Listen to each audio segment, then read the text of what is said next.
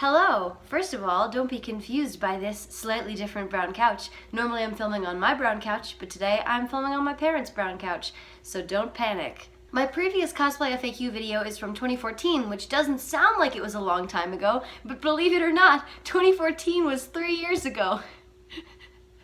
A lot has changed in those last 3 years, so today I present to you a brand new cosplay FAQ, updated for this bright new future. This first part is going to be specifically about my cosplay, and part 2 is just going to be questions about cosplay in general. How did you get started cosplaying? Well, growing up with a mom who sews, I watched her make Halloween costumes for me and my brother for years, and that was what started my initial interest in sewing and costuming.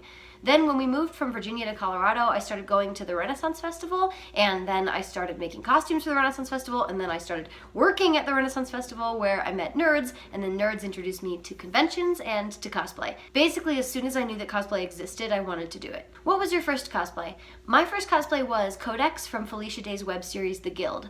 Looking back on it now, I see all the inaccuracies and I have no idea how I didn't notice. Like, why did I not just make an underbust corset? What was I thinking? I still love wearing this cosplay, and the addition of a wig and makeup skills and good posture has really improved it, but I would still love to remake this costume at some point to really make it more accurate. Fun fact, I also got to meet Felicia Day in this costume, and she told me I was, quote, the most beautiful Codex, and I was like, no, that's you. What's your dream cosplay? In my last cosplay FAQ, I answered this question with Sarah from Labyrinth, and since then I have made that costume, and yes, it was amazing, and yes, I felt like an 80s glitter princess. One interesting thing that happened when I made Sarah was that I had been putting it off for years because I didn't think that I was technically skilled enough to make it. But when I actually made the costume, it didn't turn out to be that challenging. I think calling Sarah my dream cosplay for so long kind of stopped me from feeling like it could become a reality cosplay. So since then, I've decided not to have dream cosplays anymore. If I want to make a cosplay, I'm just gonna do the best that I can to make it. What's your favorite cosplay to wear? This is kind of a hard question to answer. There are some costumes that are really cool but are uncomfortable, like I love cosplaying Siri, but she's really uncomfortable to wear all day. And some costumes get a great response, but I'm getting tired of wearing them, like Arya is always a hit, but she kind of makes me feel like a one-trick pony. Plus, it's really depressing to wear Arya at my table at a con next to like Christina Dark as Psylocke, because she's this like mind-blowingly beautiful goddess and I'm dressed as like a preteen disguised as a boy. Sometimes you want to feel pretty, okay? I feel like I change my answer to this question all the time. Sometimes I say Codex because I really relate to her character, and because it's like a little bit of a niche costume, it's really exciting to run into somebody who recognizes it. Sometimes I say Arya because she's really gotten me to where I am today, and lately I might say my Hannah Alexander Art Nouveau Snow White because that's one where I'm really happy with my construction. Or maybe Sakizu's Royal Milk Tea because a ton of work went into that, and whenever I wear it I feel like a very fancy cupcake. What aspects of cosplay do you want to improve at? So I have a list a mile long, honestly. I've learned so much over the last few years of cosplay, but I still feel like a beginner when it comes to the craft. I guess the biggest areas I'd like to improve are patterning clothes and being a more diverse model. I'd love to get more accurate and mathematical with my pattern making because I think the difference between a well-fitted and a poorly fitted cosplay is like really what takes a costume to the next level. Nikita cosplay is a great example of this. I recently saw her Odette cosplay and my jaw just dropped. The silhouette of that gown is so perfect, it almost doesn't look real, and it takes some serious patterning chops to achieve that. Oh, I acquired a dog. Say hi, Furby. This is my mom's dog. She's the worst. Oh, stop being cute. They're gonna think you're a good dog, but you're not. Major Sam cosplay is another, oh my god, calm down. Major Sam cosplay is another great example. Her Jessica Rabbit is so carefully and thoughtfully crafted, not just to fit her perfectly, but to shape her into that like impossible Jessica Rabbit shape. Plus, she actually drew in some elements from classic Marilyn Monroe gowns to really ground the costume in history, which is so amazing. As for modeling, it's really easy to fall into the trap of doing the same poses and the same facial expressions, especially if, like me, you're insecure about your face or your body.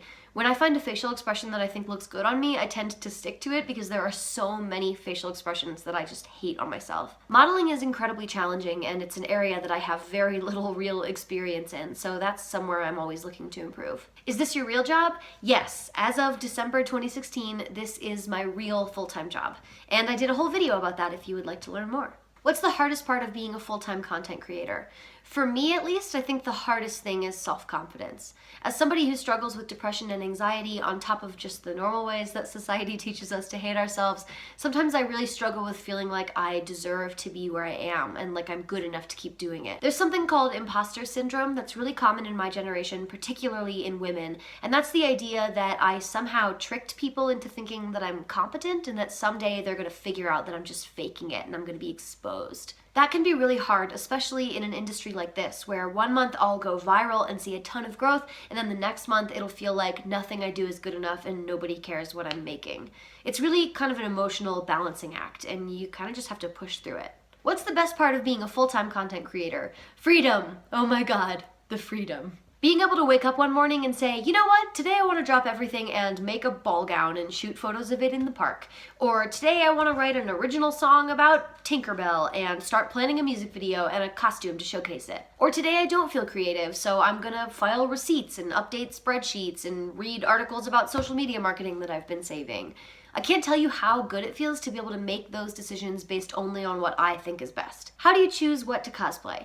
This is kind of a multi-step process. I usually get the idea to cosplay something pretty much the minute that I see it, but I feel that spark for about 10 times as many costumes as I actually end up making. Once I get interested in cosplaying something, it basically just floats around in the back of my head until something pushes it onto my active to-do list. Like, maybe I stumble across the perfect fabric, or maybe a friend expresses interest in doing a group cosplay, or maybe I just realize that I've been thinking about the costume for weeks and that's enough to make me want to start on it. That being said, I pretty much only cosplay from media that I've seen or played or read. I don't just cosplay things because I like how they look. Generally, I feel like I need to have a sort of a connection to the character. I definitely take into account whether or not the cosplay is going to be popular or well received, because as a professional cosplayer, I have to think about more than just what I like. But even with that in mind, I'm still only cosplaying characters I like. The list of cosplays I want to make is so long that it's really easy to just pick the marketable ones from that list without ever having to reach for cosplays that I'm not interested in. What are your long-term goals for cosplay?